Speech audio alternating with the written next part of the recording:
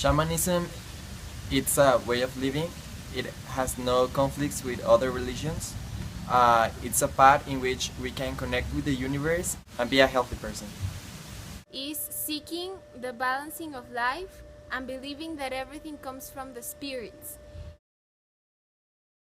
A shaman is a healer who can move into an altered state of consciousness, and he can also move across the spiritual world to bring back the powers of healing and information. The word shaman comes from Siberia, and it means one who can see in the dark. To help others, because mostly that's what they do. They heal others and themselves, connecting the spiritual world with the real world.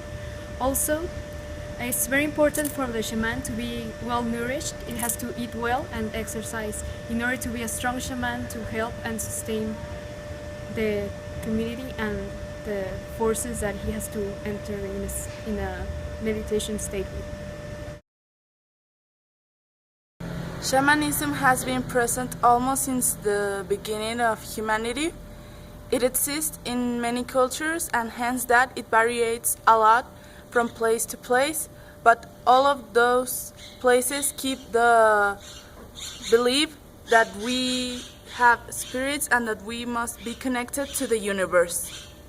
So in shamanism, we believe in a lot of things, spiritual things, like the spirits of the animals, the spirits of the plants, or spirits, and the most important ones are the spirits of our ancestors. The middle world spirits are believed to be ordinary spirits, and they can vary. They can be from element spirits like earth, fire, water, and wind to ancestor spirits. Also, in the middle world spirits, they can be spirits made of parts of the souls of the people that are still alive but lost them. In order to turn into a shaman, you have to find a shaman teacher to follow his way of life, as in eating and exercising, also with helping others, and the rituals. When you are about to turn into a shaman, you feel a call, and that's when you'll be a shaman. It's like a death and rebirth in order to turn your soul into a clean one. A shaman cannot call himself a shaman. You have to be recognized by others and respond to the calling. A shaman has to be humble and not call himself a shaman in order to maintain that equilibrium with the spirits and himself.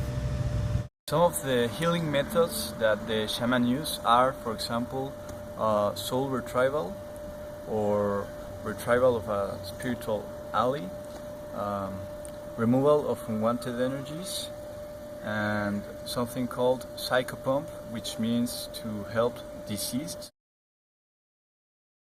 Does exist in shamanism. However, a shaman may or may not be married.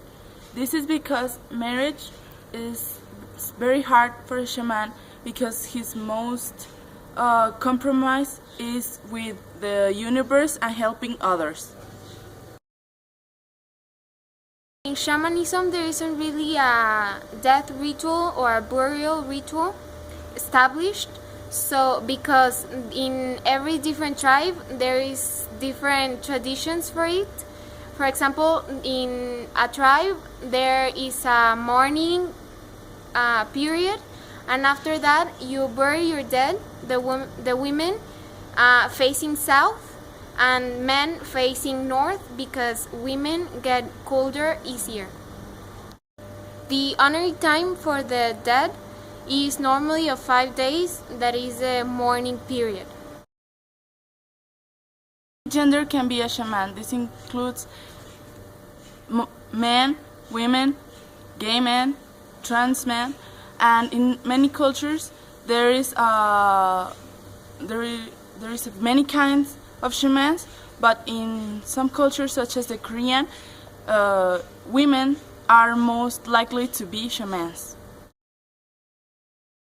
You belong to the LGBT community, gay, lesbian, transsexual, bisexual. you have better chances to be a better shaman, because in shamanism it's more respected to have more than one spirit in yourself. So as different as you are, the better shaman that you could be. There are special shamans that we call that they have two spirits inside them, which they are men that they dress as a woman and they live their life as a woman. And these are powerful shamans because they have two spirits within them, which means you have to treat them carefully because they have great power.